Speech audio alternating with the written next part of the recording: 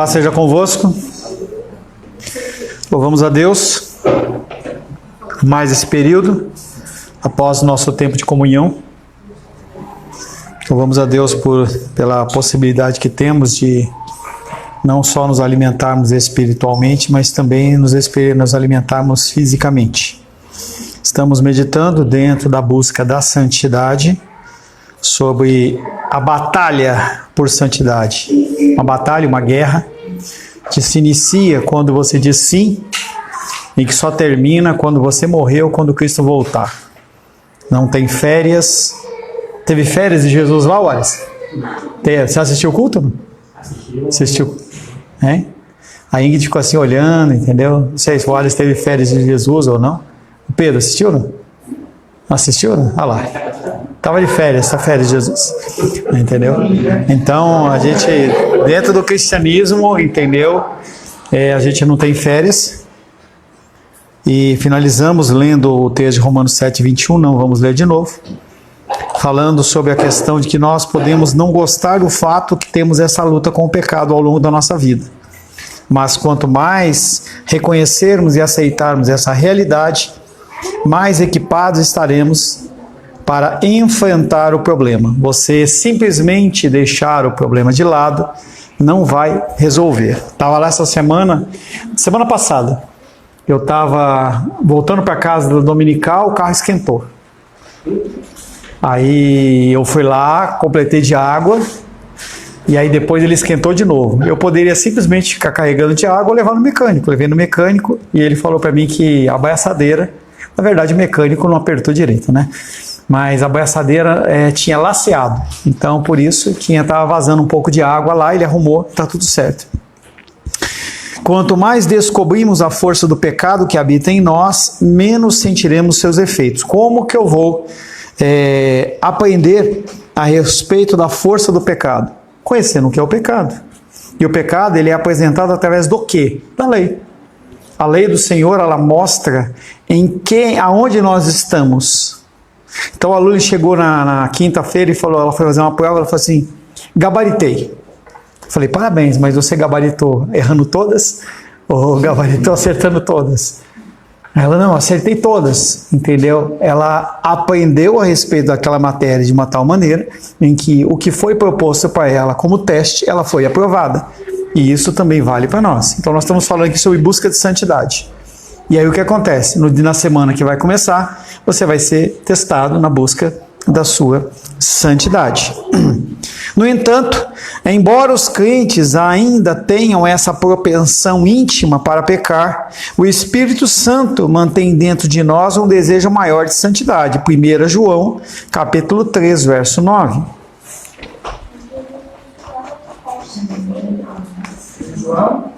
1 João, capítulo 3, verso 9. Só ele. Quero ver a hora que a Helena vai ler, que a Manu vai ler, que a Júlia vai ler. Quero só ver, hein? Vamos lá, vamos lá, 1 João. Todo aquele que é nascido de Deus não vive prática de pecado, pois o que permanece nele é a divina semente. Ora, esse não pode viver pecado porque é nascido de Deus. Não pode ver o quê? Pecado. Pecando. Todo aquele que é nascido de Deus não vive na prática do pecado. Já trabalhamos bastante esse conceito. Prática do pecado tem a ver com iniquidade. Não é algo que acontece esporadicamente, mas é algo que acontece com frequência. Pois o que permanece dele... Está funcionando ele? Que dá uma piscada aqui sobre o hotspot. Todo aquele que é nascido de Deus não vive na prática do pecado, não vive iniquamente, pois o que permanece nele é a divina semente. O que é a divina semente? O Espírito Santo. Ora, esse não pode viver pecando porque é nascido de Deus. São dois reinos diferentes, você tem que escolher qual reino que você vai viver. O crente debate-se com o pecado que Deus lhe permite ver em si próprio. Isso tem que ser algo que te gera algum tipo de incômodo. Você ver a condição pecaminosa em você sendo manifesta. Este é o quadro que nós vemos no texto que já lemos 2 vezes, de Romanos 7, 21, que separa, que distingue os crentes do que não são e vivem satisfeitos nas trevas. Aqueles que não são cristãos, eles vivem satisfeitos no pecado e satisfeitos nas trevas. O pecado interno permanece em nós, embora tenha sido decionado. Ele fica lá dentro, entendeu? Esperando apenas uma possibilidade dele sair. É como uma infecção.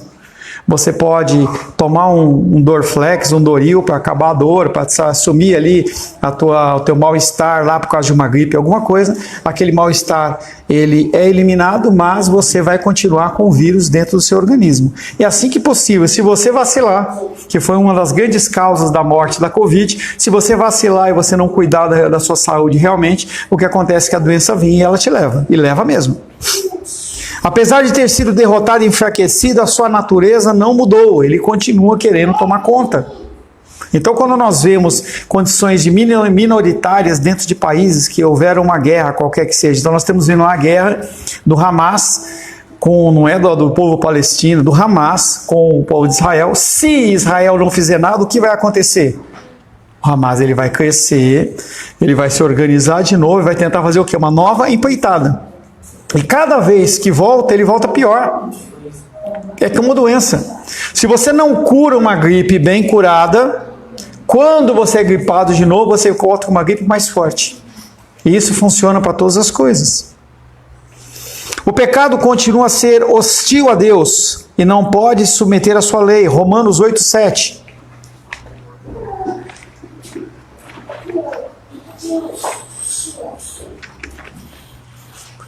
Romanos 8, 7. Por isso, o pendor da carne é inimizade contra Deus, pois não está sujeito à lei de Deus, nem mesmo pode estar. O que é pendor? Pendor. Por isso, o pendor da carne é inimizade contra Deus. Você sentir desejo e praticar o pecado é o quê? Um ato de inimizade contra Deus, pois não está sujeito à lei de Deus, mas nem mesmo pode estar. Então, você sabe que está errado, você comete pecado, esse ato para Deus é um ato de inimizade. Temos assim um implacável inimigo da justiça no nosso próprio coração. Já contei para vocês a história de cidade de Troia, mas ela ilustra bem a condição. Troia era uma cidade historicamente indestrutível, as pessoas não conseguiam romper aqueles muros. A nação que era mais forte naquela época era a Grécia, com seus guerreiros e tudo mais. Apesar de ela ser pequenininha, ela tinha guerreiros muito poderosos, e os gregos decidiram invadir Troia. Houve um conflito lá, emocional, de relacionamento, e aí eles tentaram. Quando eles viram que ia ou demorar muito tempo, ou que ia demandar muito recurso, eles mudaram de estratégia. Foram lá, construíram um cavalo de Troia, foram lá, levaram a eles e falaram assim: olha, nós não podemos, vocês são demais. Encheram a bola deles e colocaram o cavalo lá. Só que eles não sabiam, os troianos, que o cavalo era oco e tinha soldados lá dentro. 2, 3 da manhã, 4 da manhã, quando todo mundo estava embriagado, os caras desceram, abriram a cidade e tomaram. Então essa condição da tomada do seu coração é algo que você tem que entender, que o mal ele habita dentro do seu coração. As coisas que você já teve problema no passado, elas estão aqui dentro. Elas não são apagadas. Estão aqui, é o registro. Se você der uma busca que nem você dá no computador, você vai encontrar lá a mentira, você vai encontrar a prostituição, você vai encontrar o roubo, está lá, esperando apenas a hora disso aí emergir, tá? Então temos que tomar cuidado com isso. Que diligência! Temos assim um implacável inimigo da justiça no nosso próprio coração. Que diligência e vigilância não requer de nós quando este inimigo das nossas almas está pronto a opor-se a todo esforço para fazer o bem. Se você não se esforçar, se você não estiver pronto para resolver aquele problema, ele vai tomar conta. Nós estamos aí numa mudança de temperatura, viemos com um calorzão, agora com chuva direto. Se você começar a achar que não tem nenhum problema, se expor à chuva, andar descalço, você vai ficar gripado. Esse clima é um clima propenso para isso. Se você não cuidar da sua saúde, lá o pernilongo ali, ó, deve ser pernilongo ali, ó. Se você não cuidar dos pernilongos, eles vão entrar em casa com dengue. Eu estava lá, vou falar, tem um pernilongo aqui, tem um pernilongo aqui. Aí eu estou sentado lá no computador, na hora que eu olhei, tinha o pernilongo da dengue, com a perninha preta, tudo, ele parou aqui, eu fiquei olhando para ele, eu fui tentar matar ele e fugiu. Aí depois meti um veneno nele. Se deixar, ele vai picar. É a condição do mal que habita dentro do nosso coração. Se quisermos ganhar a guerra contra esse inimigo interno, é importante nós conhecermos algo de sua natureza e tática, como ele age. Então ele não tem uma estratégia nova. O modo de agir dele é o mesmo do Jardim do Éden. Qual que é o modo dele do Jardim do Éden? Mentira. Fala que você não é filho de Deus, que você não vai resistir. Falar para Rosângela que ela pode arranjar um cara melhor, o que é impossível. Entendeu? O que acontece? Mentiras, elas são lançadas. Essa igreja não presta, aquilo ali. Você começa a ouvir esse tipo de coisa e você começa a permitir que aquilo vai influenciando o seu coração. E aí você faz o quê? Esse é o trabalho de Satanás desde o começo. Ele não vai fazer nada diferente disso, a não ser trazer a dúvida no seu coração em relação às verdades que já lhe foram apresentadas. Primeiro que tudo, a Escritura indica que a habitação do pecado em nós é o coração. Você tem que entender que o seu coração não é aquele... Ele é mais... Entendeu? Mais todo mexido lá. 3 textos. Marcos 7, 21 a 23.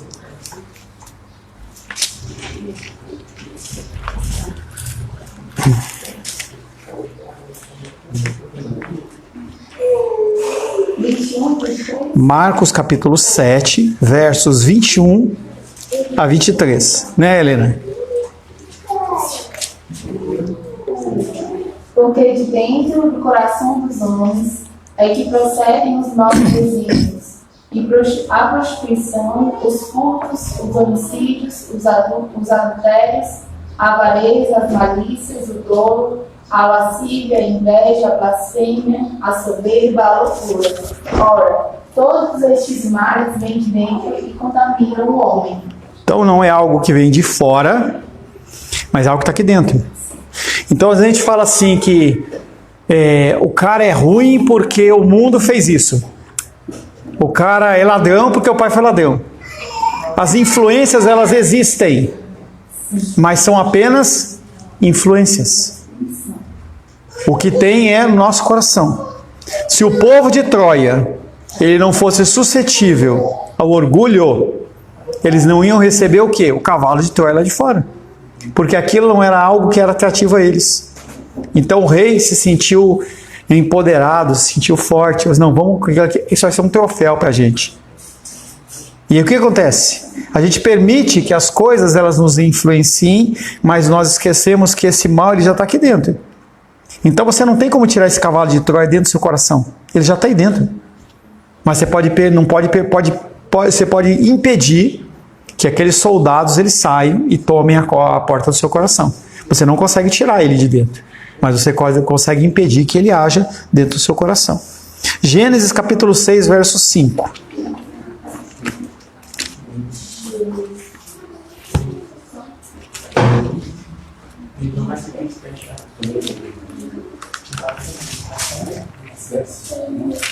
Gênesis 6, 5. E se fez Noé conforme a tudo. Não.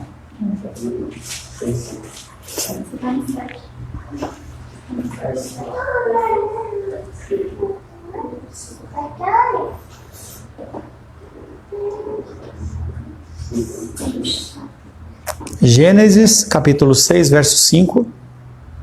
E viu o Senhor que a maldade do homem se multiplica sobre a terra, e toda a imaginação dos pensamentos de seu coração era só má continuamente. Viu o Senhor que a maldade do homem se havia multiplicado na terra e que era continuamente mal todo o desígnio do seu coração, ou seja, o pendor da carne de Romanos, ele vem daqui. Entendeu? O pendor está aqui. Deus olha e fala assim, esse mal ele está se multiplicando. Morreram aproximadamente 6 bilhões de pessoas na época da Arca de Noé. Mais ou menos a população dos dias de hoje. Souberam 8 pessoas, porque o mal estava se multiplicando. E aí Deus falou que não iria mais destruir a terra por causa de enchente. Mas e se ele não tivesse feito aquela promessa, quantas vezes o mundo já tinha sido destruído? Lucas capítulo 6, verso 45.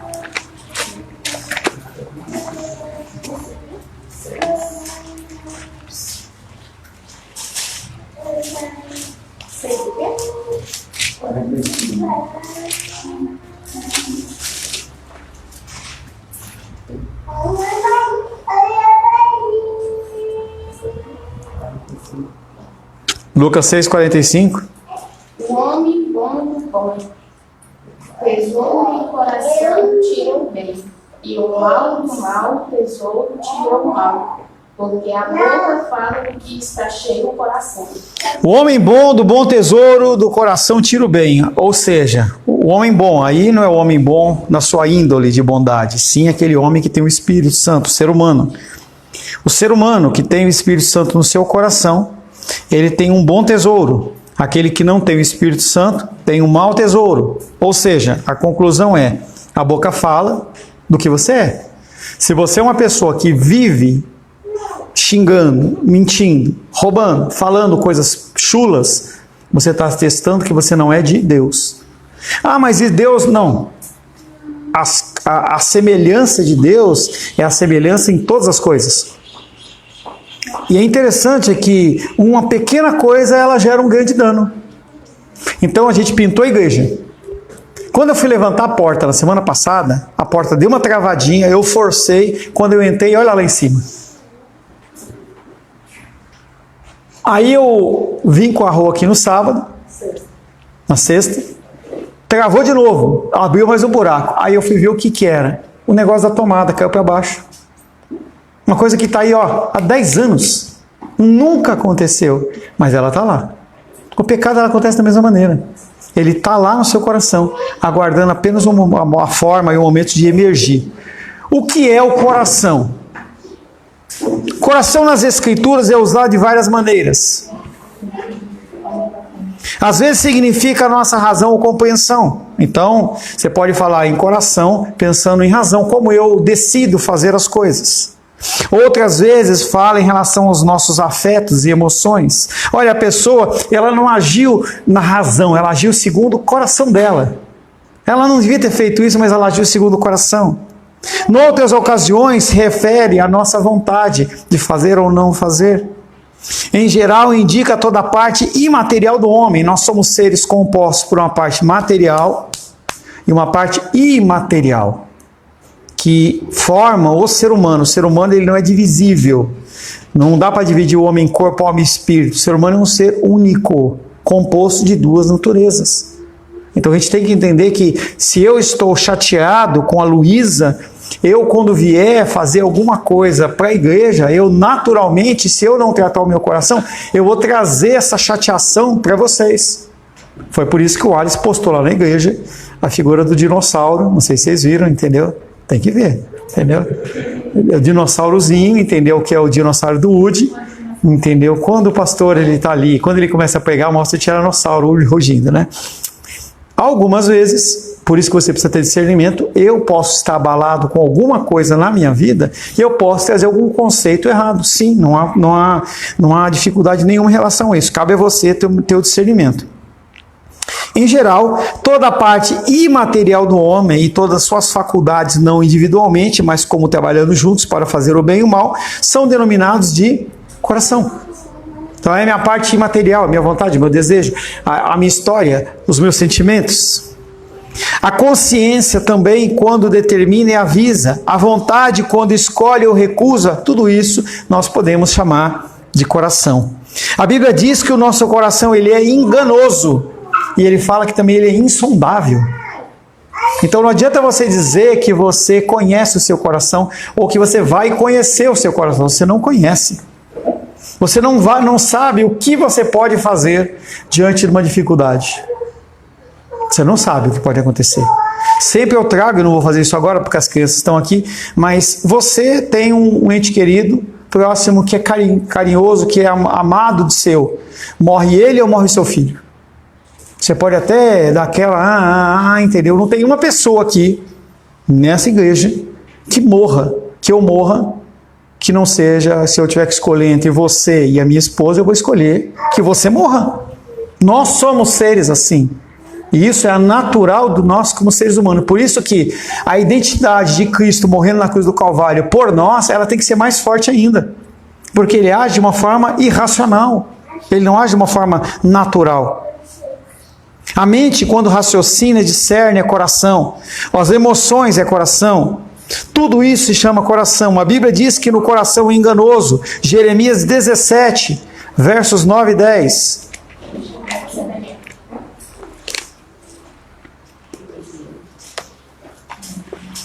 Jeremias, capítulo 17,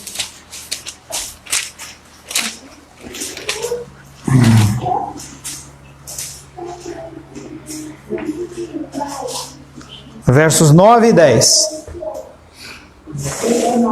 É o coração. Enganoso. Enganoso é o coração, mais do que todas as coisas, e desesperadamente corrompido. Quem o conhecerá? Eu, o Senhor, esquadrinho o coração. Eu provo os pensamentos, e eles dá para as palavras um segundo o seu proceder, seguindo o fruto das suas ações. Enganoso é o coração mais do que todas as coisas. Não tem uma coisa mais enganosa do que o coração. E desesperadamente corrupto, da mesma maneira que a gente vê a condição de que todos pecaram e carecem da glória de Deus, também nós vemos a condição do nosso coração desesperadamente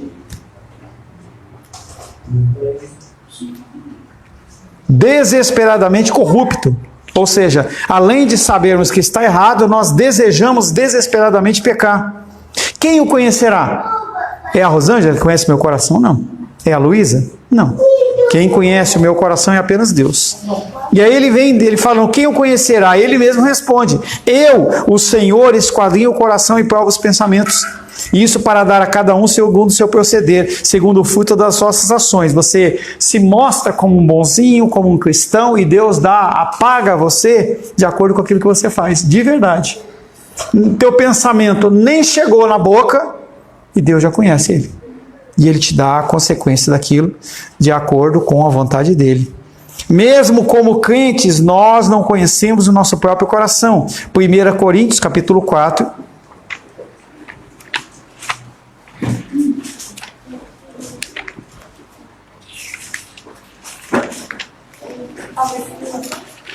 Primeira Coríntios, capítulo 4, versos 3, 4 e 5. Põe um só para ela ler, ela leu um só. Mas eu já 5 seguidos. 4, 3. Todavia, a mim me dá de ser dado por vós, ou por e por não humano, nem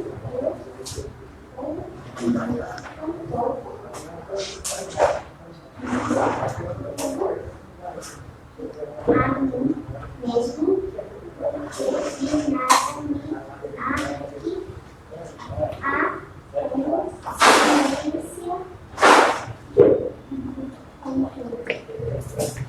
nem por isso me deu justiça, pois que me nunca é o Senhor. 5, Esther. Portanto, nada julgueis antes do tempo, até que venha o Senhor, o qual não somente trará à plena luz as coisas ocultas das trevas, mas também manifestará os desígnios do coração. e então cada um receberá o seu louvor da parte de Deus. Primeiro, parabéns, Manu. É muito bem, viu? Vamos lá. Porque de nada me argui a consciência, contudo, todavia, a mim pouco se me dá de ser julgado por vós ou por tribunal humano, nem eu tampouco julgo a mim mesmo. Porque de nada me argui a consciência, contudo, nem por isso me dou por justificado, pois quem me julga é o Senhor. O apóstolo Paulo está olhando para si mesmo e não consegue ver a condição pecaminosa, mas ele sabe que existe. Portanto, nada julgueis antes do tempo, até que venha o Senhor, o qual não somente trará à plena luz as coisas ocultas das trevas, mas também manifestará os desígnios dos corações. E então, cada um receberá o seu louvor da parte de Deus. E aí Deus vem falando sobre a condição julgamentosa que vai haver no fim dos tempos. Nenhum de nós pode discernir perfeitamente os motivos ocultos, as intrigas secretas, as variações e mudanças do nosso coração. E neste coração insondável habita a lei do pecado.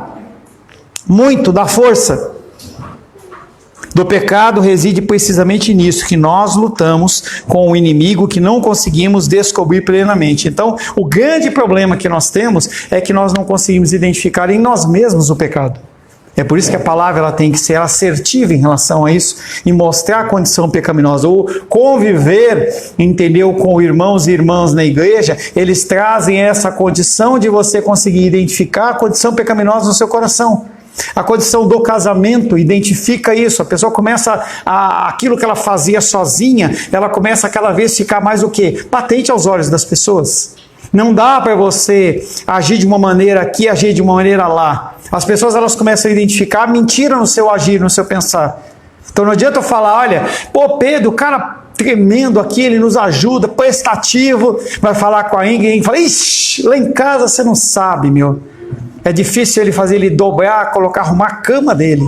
Ou, não, do jeito que ele é aqui, ele é lá em casa. E aí o que acontece? Essas atestações das pessoas, elas vão sendo naturais. Ainda mais vocês que gostam de viver em bando, né? Então fica mais fácil ainda, né? Viaja todo mundo junto, passeia todo mundo junto, entendeu? Se um espirra, o outro já sabe que espirra do outro, entendeu? Isso é mais fácil ainda. Não pode ser uma prática comum, mas quando está junto vocês vão identificar mais facilmente. Nenhum de nós pode discernir perfeitamente os motivos ocultos do nosso coração. O coração também é enganoso.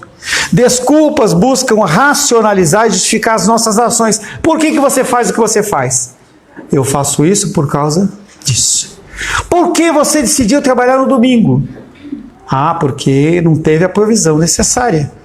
Então, porque não teve, porque Deus não deu, então eu vou trabalhar. Não quer dizer que você não soube administrar. Quer dizer que Deus ele não deu o quanto você queria. Essa questão de gerenciamento de risco, gerenciamento financeiro, é algo que todos nós temos que fazer. Se você não cuida e não gerencia as suas finanças, a sua alimentação, a sua saúde, o seu espiritual, vão haver consequências. E isso não vai passar com o tempo. Ah, vamos colocar aqui escondidinho aqui debaixo da pedra, que Deus ele entende, né? Ele vai achar que está tudo certo. Não, não está tudo certo, não. O coração também é enganoso. Desculpas buscam racionalizar ou justificar as nossas ações. Nos cegam para áreas inteiras do pecado na nossa vida. Afinal de contas, eu sou uma pessoa que trabalho de manhã, de tarde, de noite. A minha esposa tem que me entender. Eu ouvi tantas vezes isso do Felipe. Nossa, entendeu? Ele ia lá e falava, a gente ia lá, conversava, tal. Foi entendendo que não funcionava dessa maneira. Mesma coisa com o Carlos, mesma coisa com o Ares, mesma coisa comigo. Nós temos essa dinâmica de olhar, por exemplo, para o nosso labor e achar que por causa disso nós temos direito a. Nós não temos direito a. Nós temos que fazer porque nós temos que fazer. Nós somos homens bíblicos porque nós temos que ser. Eu não tenho que ser um homem bíblico porque a Rosângela é uma mulher bíblica. Eu tenho que ser porque eu tenho um voto com o Senhor. As mulheres elas têm que ser bíblicas porque Deus assim o exige. As mulheres têm que buscar a referência da mulher virtuosa de Provérbios, não porque o Alice vai ficar contente com a gente, não, é porque ela tem que viver isso. Um dia ela vai estar diante do Senhor. Não vai estar de mão dada com o Alice. Talvez o Alice esteja só no fim da fila, né? Porque a Ingrid ela é mais santa que o Alice, né? A gente sabe disso, né? As mulheres elas são mais santas que os homens. Mas a Ingrid vai estar lá na frente, entendeu?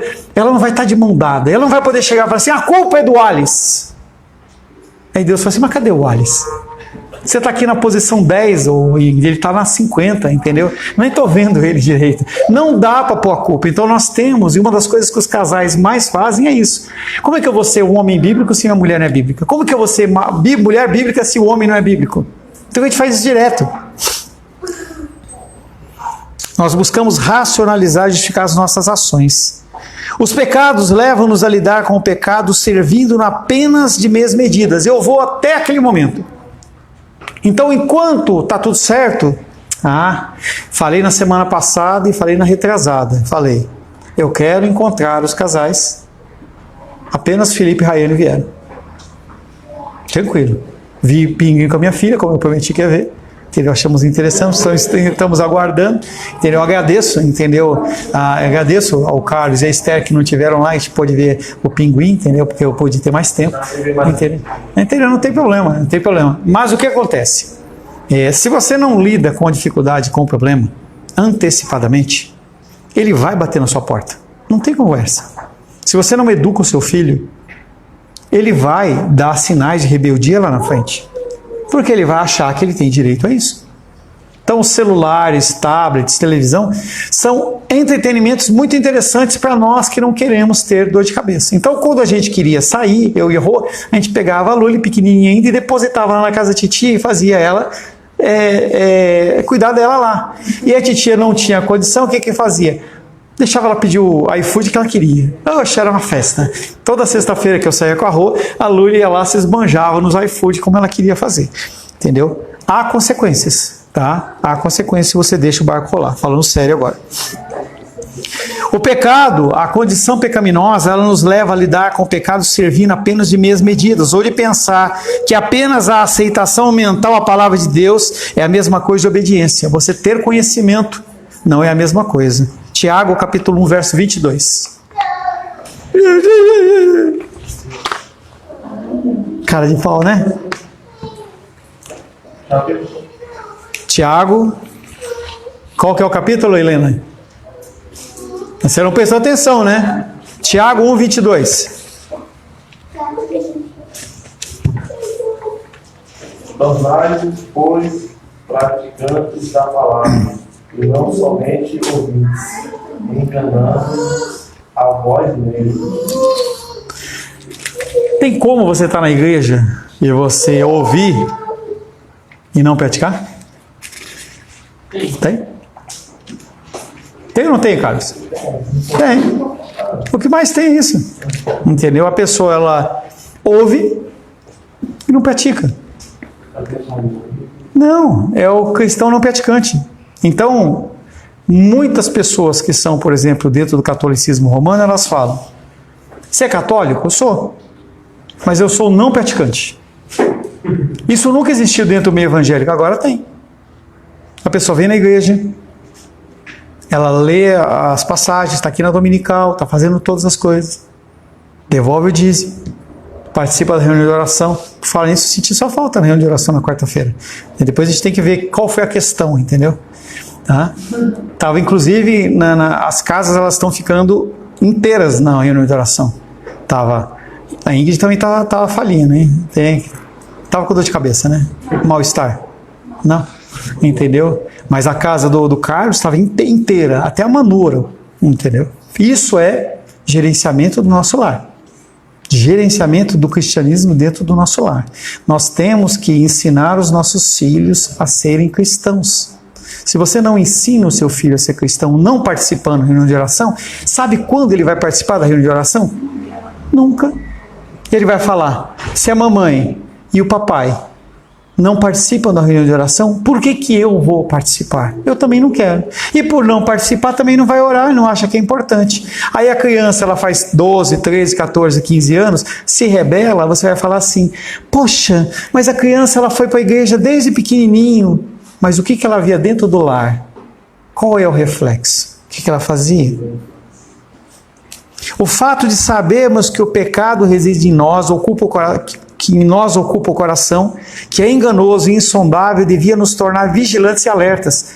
Se nós sabemos que tem um inimigo dentro de nós, se você sabe que tem uma pessoa rondando a sua casa para te roubar, você vai deixar a porta aberta? Não vai. Nós temos que viver no meio cristão dessa forma, entendendo que se nós vacilarmos, a gente cai. Aquele que está em pé, cuide para que não caia. Precisamos pedir diariamente a Deus que sonde os nossos corações, para descobrir um pecado que nós não conseguimos ou não queiramos ver. Salmos 139, versos 23 e 24.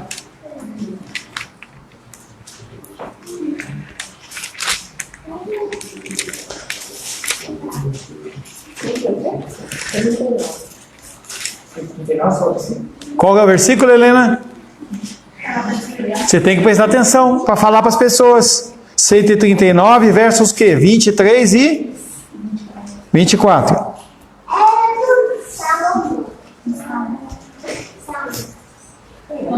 Quem que é agora? Luli? Sonda-me, ó Deus. Cantando, Luli, vai lá. Sonda-me, sim, vai lá, fala, pode ler, vai. Sonda-me, ó Deus, que conhece meu coração. Prova-me e conhece os meus pensamentos. Vê se há em mim algum caminho mau e guia-me pelo caminho eterno. O salmista Davi, ele está dizendo que ele não tem pecado? Ele está falando que ele não consegue ver. Ele fala, Deus, sonda o meu coração e mostre naquilo que eu estou pecando. Levanta um profeta, levanta um homem de Deus, levanta uma mulher de Deus, me ensina através da palavra, que eu possa ver quão pecaminoso é o meu coração. Sonda-me, ó Deus, e me conhece o meu coração. Prova-me e conhece os meus pensamentos. Se eu acho que eu estou bem financeiramente, ele está falando, me prova com falta para ver se eu confio no Senhor. Se eu estou com saúde, tira um pouco da minha saúde para ver se eu confio realmente no Senhor no meio da dor. É isso que ele está falando. Vê se em mim algum caminho mau. E então faz o quê? Não é só mostrar que está errado. Tem que fazer o quê? Guiar. Fala assim, agora é o certo. A função pastoral e sacerdotal dentro do lar é exatamente essa. Você identifica o que está errado e fala, o caminho é esse. Você tem que seguir por esse caminho, fazer isso aí. O principal meio pelo qual Deus sonda o nosso coração é a sua palavra. Demorou, hein? Quando a lemos sobre o poder de quem? Hebreus 4:12.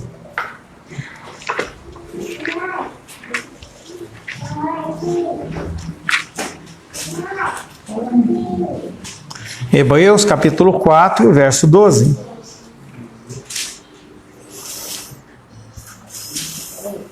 Eu quero saber quando que a Júlia vai ler para a gente, mas tudo bem. Rosângela, Hebreus 4:12, página 1584. 909. Porque a palavra de Deus é viva e eficaz e mais cortante do que qualquer espada de dois gumes e penetra até ao ponto de dividir alma e espírito, juntas e medulas, e é apta para discernir os pensamentos e propósitos do coração. Porque a palavra de Deus é viva e eficaz, mais cortante do que qualquer espada de dois gumes, e penetra até o ponto de dividir alma e espírito, juntas e medulas, e é apta para discernir os pensamentos e propósitos do coração. Vamos parar por aí, retomamos, se Deus assim o permitir, na semana que vem, neste versículo, para meditarmos um pouco sobre a eficácia e eficiência da palavra do Senhor. Senhor, te louvamos, te adoramos e bendizemos, agradecemos pela tua graça e pelo teu amor. Agradecemos porque temos ouvido a tua palavra, podemos, Pai, ser alimentados e assim gerar em nós, Pai, discernimento. Nos abençoa, Pai, na compreensão desta palavra e na aplicação nas nossas vidas. Oro em nome de Jesus. Amém. Graças ao nosso bom, querido e amado Deus.